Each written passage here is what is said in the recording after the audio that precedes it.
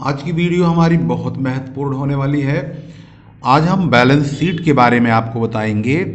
इससे पहले की जो पार्ट फर्स्ट की वीडियो है उसमें हमने फाइनल अकाउंट के बारे में बताया है। उसकी शुरुआत में ट्रेडिंग अकाउंट का फॉर्मेट आपको दिया है और एक प्रॉब्लम भी सॉल्व करके दिया है जिसमें हमने ट्रेडिंग अकाउंट और प्रॉफिट एंड लॉस के बारे में बताया है। आज की वीडियो में हम बैलेंस शीट कैसे बनाएंगे और उसमें किस किस आइटम को कहां कहां पर दिखाया जाएगा उसके बारे में आपको बताएंगे। सबसे पहले आप बैलेंस शीट के बारे में देखेंगे। याद रखिए ये कंपनी की बैलेंस शीट नहीं है, ये सोल प्रोप्राइटरशिप की बैलेंस शीट है, यानी एकाकी व्यापार की। कंपनियों की बैलेंस शीट जो बनाई जाती हैं उसमें हम हेडिंग के हिसाब से सभी आइटम्स को भरते हैं। तो ये फाइनल अकाउंट सोल प्रोप्राइटरशिप का है, यानी एकाकी व्यापार का है, जो कि 11वीं क्लास के सिलेबस में है और 9वीं क्लास में भी कहीं कहीं पढ़ाया जाता है किसी किसी बोर्ड में। और इस वक्त आप इसका फॉर्मेट देखेंगे और इसी के आधार पर आपके सामने एक प्रॉब्लम भी हम सॉल्व करेंगे। तो यहाँ पर आप देख रहे हैं फॉर्मेट, ये बैलेंस शीट का फॉर्मेट है जैसे कि आपकी स्क्रीन पर मौजूद है। लायबिलिटीज और एसेट्स, इसमें हम डेबिट क्रेडिट शब्द का प्रयोग नहीं करते, इसमें हम लायबिलिटीज यानी दायित्व और यहाँ पर संपत्ति, इस प्रकार से इसको इसी नाम से जानते। यहाँ पर हम रुपए को लिखेंगे और यहाँ भी रुपए को लिखेंगे। सबसे पहला अमाउंट है कैपिटल। लायबिलिटीज की तरफ से हम चलते हैं। सबसे पहले कैपिटल होगा, कैपिटल में नेट प्रॉफिट जोड़ेंगे। अगर लॉस होता है नेट लॉस यानी शुद्ध हानि, उसको घटाएंगे, यानी पूंजी में शुद्ध लाभ जोड़ा जाएगा और शुद्ध हानि घटाई जाएगी। और ड्राइंग आहरण होगा तो उसे भी घटाएंगे। और इंटरेस्ट ऑन ड्राइंग होगा तो भाई ड्राइंग घटाएंगे तो ड्राइंग का ब्याज भी घटाएंगे।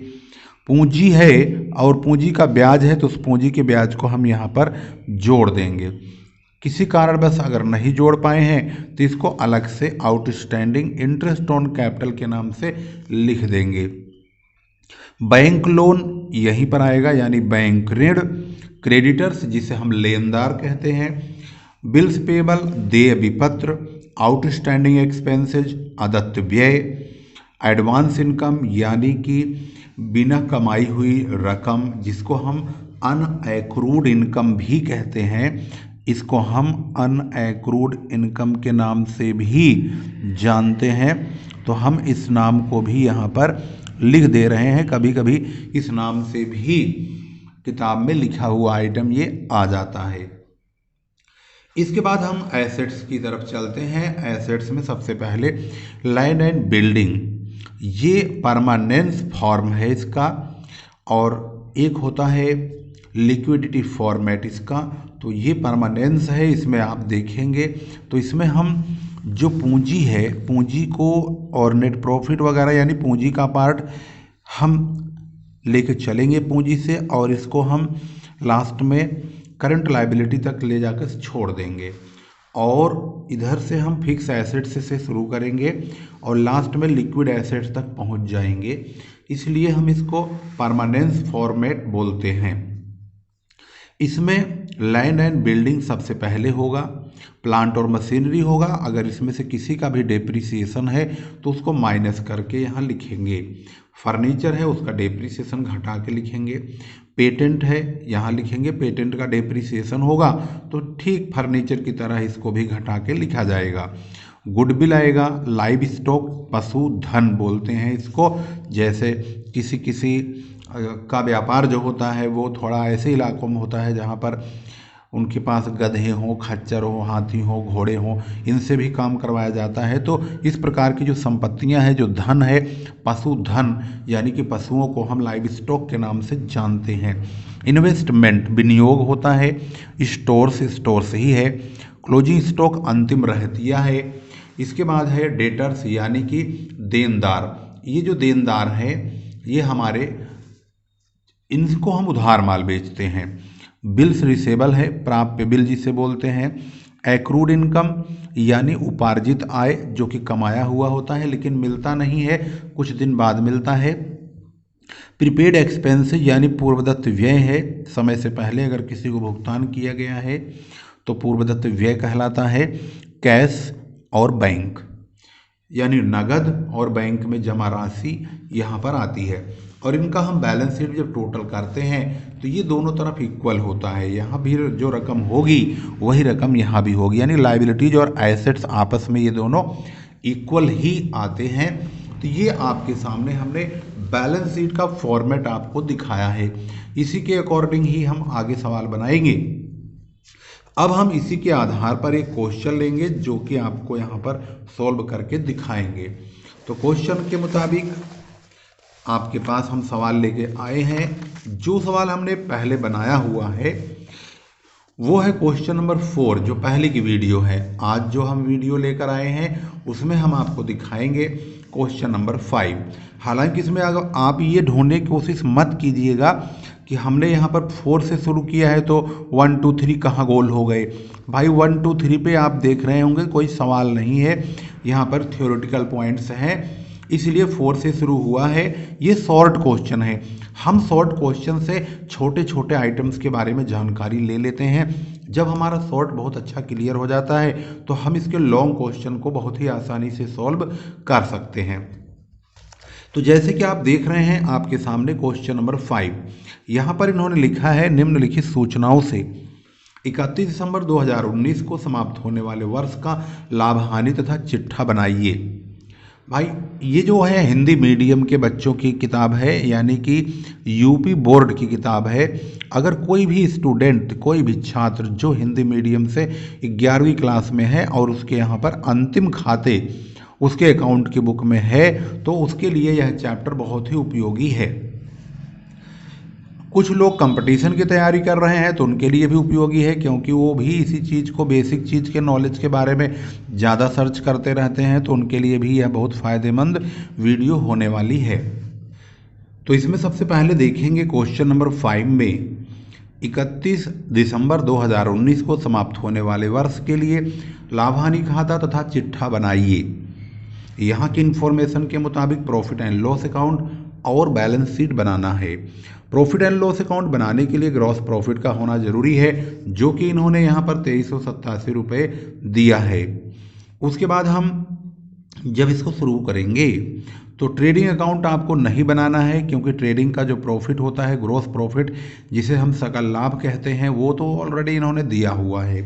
तो हम जब इसका फॉर्मेट लिखेंगे तो फॉर्मेट के according profit and loss account for the year ending 31 दिसंबर 2019 इस प्रकार से लिखेंगे।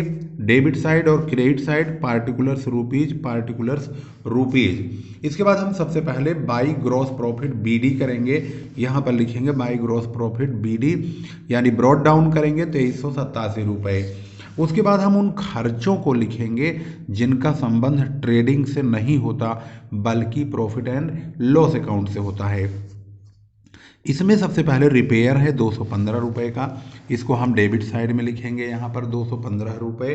इसके बाद दूसरा खर्चा हम देखेंगे कार्यालय व्यय, ऑफिस एक्सपेंसेज, यह भी हमारा खर्चा है, इसको यहाँ लिखेंगे। इसके बाद तीसरा खर्चा है छूट, डिस्काउंट 90 रुपये। मशीन तो हमारी संपत्ति होती है तो डिस्काउंट 90 रुपये लिखेंगे। वेतन 347 रुपये, उसको लिखेंगे। इसके बाद भवन संपत्ति है, अंतिम रहती अभी संपत्ति है। लेनदार यहाँ पर है, ये लायबिलिटी है। पूंजी हमारी पूंजी ही है। सकल लाभ आपने देख ही लिया है। अब हमारे पास प्रॉफिट एंड लॉस में डालने के लिए कुछ नहीं बचा है, तो क्रेडिट साइड में से हम डेबिट के इस रकम को घटा देंगे। तो क्रेडिट साइड में से अगर डेबिट को घटाएंगे तो हमें 1460 रुपये प्राप्त होगा, जो कि नेट प्रॉफिट के नाम से लिखेंगे। ये रकम 2387 रुपये ज़्यादा है, इसी को ही हम दोनों तरफ लिखेंगे, यहाँ भी और यहाँ भी। इस प्रकार से ये क्वेश्चन, अब इसका हमारा प्रॉफिट एंड लॉस अकाउंट बन गया है। यहाँ पर जो 1460 रुपये का प्रॉफिट आया है, इससे हम बैलेंस शीट में कैसे बैलेंस शीट में शो करेंगे इस रकम को, वह भी देखेंगे। तो अगला स्टेप हमारा बैलेंस शीट का है, क्योंकि इस क्वेश्चन में बैलेंस शीट को भी बनाने के लिए कहा गया है। बैलेंस शीट 31 दिसंबर 2019 को लाइबिलिटीज रुपीज, एसेट्स रुपीज। सबसे पहले लाइबिलिटीज साइड में चलेंगे, वहाँ पर हम पूंजी लिखेंगे। पूंजी जो कि यहाँ पर दिया है 10,000 रुपये। इसमें हम नेट प्रॉफिट जो हमारा शुद्ध लाभ है 1460 रुपये यहाँ पर हमने निकाला है, इसको हम यहाँ पर सबसे पहले जोड़ेंगे और ड्राइंग होगा तो घटाएंगे, नहीं है तो सीधा यहाँ पर 11,460 रुपये लिख देंगे। इसके बाद अगला पॉइंट है लेनदार बैंक लोन का और देय विपत्र का। तो लेनदार यहाँ पे है 5,085 रुपये का, परंतु देय विपत्र बैंक लोन वगैरह इसमें नहीं दिया है। क्रेडिटर्स 5,085 के हो गए।